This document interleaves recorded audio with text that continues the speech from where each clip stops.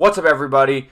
6 days from now is the brand new season 3 of Warzone 2 and Modern Warfare 2. And so, like usual, about a week before, as always, we got the roadmap.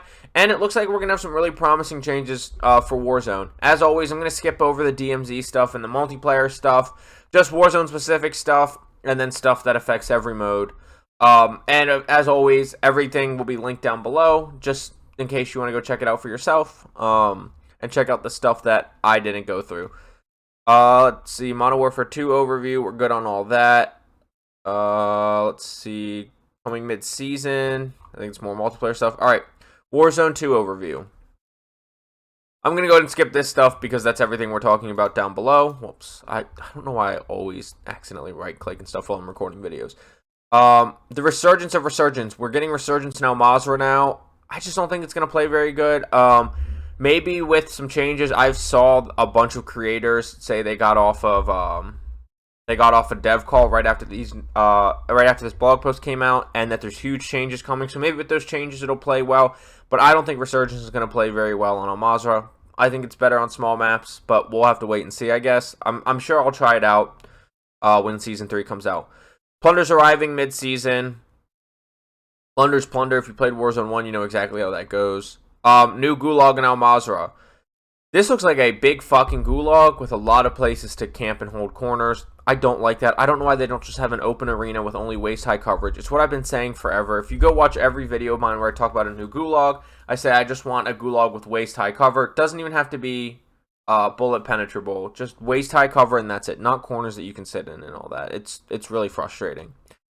Get your last duels in the first Warzone 2 gulag now, because in Season 3, eliminated operators will enter a new gulag in Mazrah if it is not closed due to time during the match. This is known as the Black Site, which is separate from the Black Site.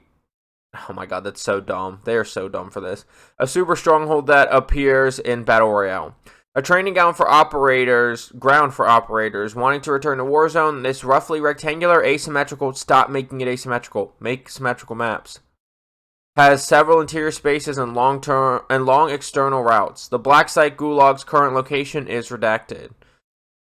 Those who own Modern Warfare 2 can get some practice on Black Site and learn its routes by playing Gunfight or hopping into a private match. If it's big enough for Gunfight, it's too big for a Gulag. Just saying.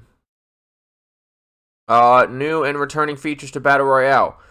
We're getting redeployed drones in Mazrah, which I think this is desperately needed. Just like a lot of people, I've been messing with Caldera lately, and Caldera feels faster paced and like there's more action. Caldera has 120 players, Mazrah has 150.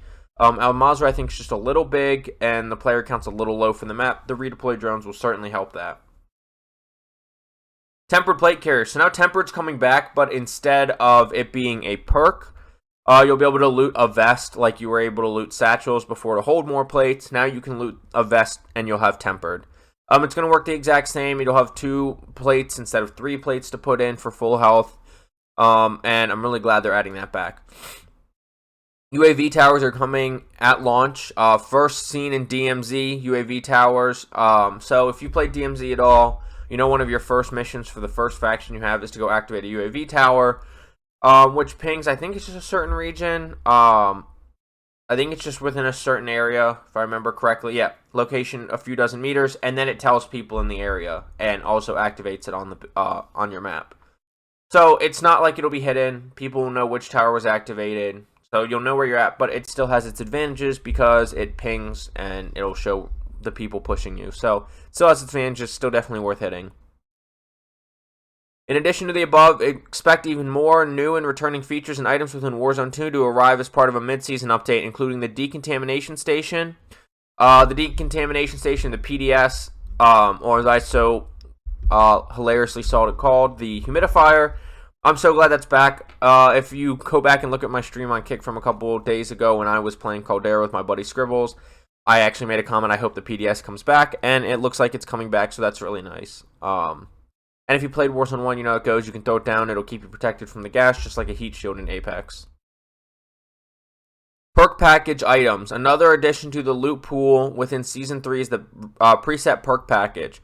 So instead of just looting individual perks, which I still think is how it should be in Warzone 1, you can loot the perk packs, which I believe it says lower rarity perk packages based on perk packages from Season 1 and Season 2. So they're the perk packages that were pre-made for you to put into your loadout. It'd be really nice if you can create your own custom perk pack that would drop, but that might be a little OP. They say they want it to helping Warzone operators who opt not to obtain, which whoever opts not to obtain a loadout drop will be on the same level as those. Eternally perk packs to make the early game a bit more interesting, especially those who secure areas, collect cash, and reap the rewards of scavenging around the map. So you'll be able to buy specific low rarity perk packages available to buy stations. So it says you'll be able to loot within Season 3 is the preset perk package. Hopefully that's you presetting, and then the perk packages and buy stations are the ones that are the pre-made ones before we can make our own perk packages.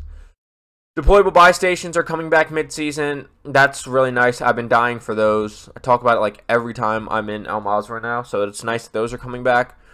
Gulag entry kit, such as like the Gulag token, so you can go back into the Gulag instead of being full dead if you have one. Obviously, if you haven't hit Gulag yet, you won't be able to go and grab that. DMZ stuff I'm going to skip. DMZ just isn't that popular, and it's not something that I care about too much. New faction, new bosses. World Series of Warzone is coming back. Obviously, most of us who are reading this blog post, watching this video, whatever, would never be good enough or come close to it to play in World Series of Warzone, but it's always exciting to watch, and it says first ever in-person global final, so it means it's going to be LAN. That'll be even more exciting to watch. I really can't wait for that. Deep dive World Series of Warzone on April 6th, so that blog should actually be coming out today. So that'll be cool. I doubt I'll make a video on that, but I'm super excited for that. Warzone ranked play is almost here. Assemble the trio and prepare for the road to the top 250. I personally think that they should do at least solos, trios, and quads. I always think that Apex should have a duos. If I remember correctly, Fortnite has all squad sizes for ranked. Because, like, I commonly have 4 people. And if Warzone's really good, I'll have 4 to 6, maybe 8 to 10 people who are going to want to play a lot. And so trio's kind of rough, especially, you know, if you watch my streams, I play a lot with a quad, so it'll be rough. You never abandon the boys, and so I wish they would put at least trios and quads if you don't also have solos, but at least trios and quads would be nice. General overview. Alejandro and Valeria arrive, prepare for long-range interventions. It's not named the intervention, but the intervention is back, which we'll get to in a second. Enter Black Cell, a new exciting offering. It's a new battle pass. Introducing Recruit a Friend. We'll get on all that. If you want to read the stuff about Alejandro and Valeria coming, feel free to, like I said, this will be linked down below. Feel free to check this out. More operators coming to Season 3.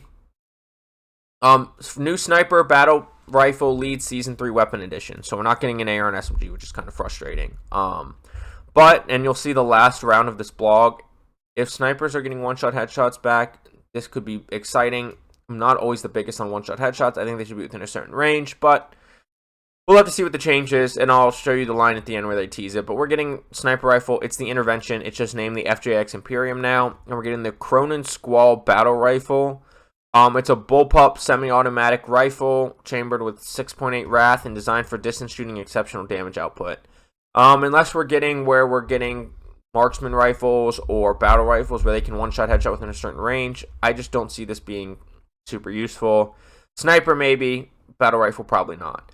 Additional armaments that are coming in season, expect 2 new sidearms, both fully automatic with drastically different roles, a highly customizable machine pistol with a fast rate of fire, and a high caliber pistol modified for full auto to blast enemies back when they get too close for comfort. I don't know about you, but I am so over the overpowered secondaries, and they just keep doing it. They cannot help themselves but with overpowered pistols. One for the collection trophy hunt event. I'm going to skip through the event for now. We'll get more information on it, and then that's when I'll talk about it. Same thing with the mid-season camo challenge event. I'll talk about it more later this season. Not really worrying about it too much now. New battle pass offering, Black Cell.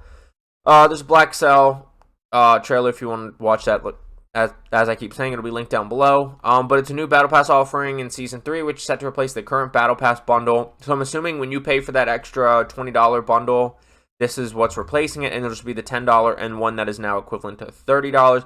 It says includes 7,000 points of COD points of value, so instantly you get 1,100 COD points. Now, what looks frustrating is this looks like you're buying it instead of buying COD points for it, and you're going to get 2,500 COD points, but I don't know. I always buy the Battle Pass bundle, but I might not since you have to use actual money for this. and you get the 20 tier skips and all that. So it's literally replacing the premium battle pass bundle. We'll have to see what you actually get with it, if it's worth it. But for not being able to use COD points, I don't think it's going to be worth it. But we'll have to see. Battle Pass update, automatic pathing. Now, instead of being able to choose how you use your tokens, you can turn on a feature that just chooses the best path to unlock all the Battle Pass, and you can do that if you want. Introduce recruiting a friend. Essentially, it is if somebody hasn't played Warzone 2 in 60 days or on a brand new account, you can invite them somehow, and then you get rewards for it. Don't really care that much. New prestige levels. Now you can get up to level 650 for Season 3. Discord integration to PC. The place to talk and hang out is now integrating with Call of Duty. Who knows what that actually means? We'll have to find out. And then patch notes available next week. I'm sure they'll be available on the day of the new season, which is perfectly fine with me. That's how it's always been. And so we'll see how that goes. Here's the note I was talking about. Patch notes will include weapon balancing updates, such as a crucial change to sniper rifles. I'm assuming sniper rifles will be one-shot headshots. Wouldn't surprise me if marksman rifles are within a certain range, and the big heavy snipers are at an unlimited range. So we'll have to see what that happens. It also says above that, release patch notes that detail all the changes coming with a major seasonal update, but I think they just mean that because it's a new season. And like I said, creators have been teasing that Warzone is saved. Big change is coming because they just had a dev call today. And then out of combat stuff, Call of Duty League stuff. Like I was saying, if you want to read that, this will be linked down below. But thank you so much for watching. I appreciate whether you watched the whole video, clicked around. I appreciate you spending any time on the channel. Please don't forget to like, subscribe, hit that notification for more, so when you know when I upload more content, whether it's just patch notes and blog posts, whether it's a new sniper rifle, loadouts, whatever. I'm trying to find my passion for Warzone again. Hopefully this season brings it, which would bring more content from me. And like I said, this will be linked down below. Along with this being linked down below, I'll also have all my social medias, including both Kick and Twitch. I have been streaming just on Kick for about the last week. I might stream on Twitch again, but please follow me on, especially on Kick right now. If you want to watch me play the new season, I will be playing most of the day on season release next week. And like I said, thank you so much for watching. Let me know down below in the comments what you think of this update, and I will see you for probably not until the patch notes video, or come check me live on Kick. But I will see you on Mazrah and on Ashika. Get frying. Have a good day. Bye.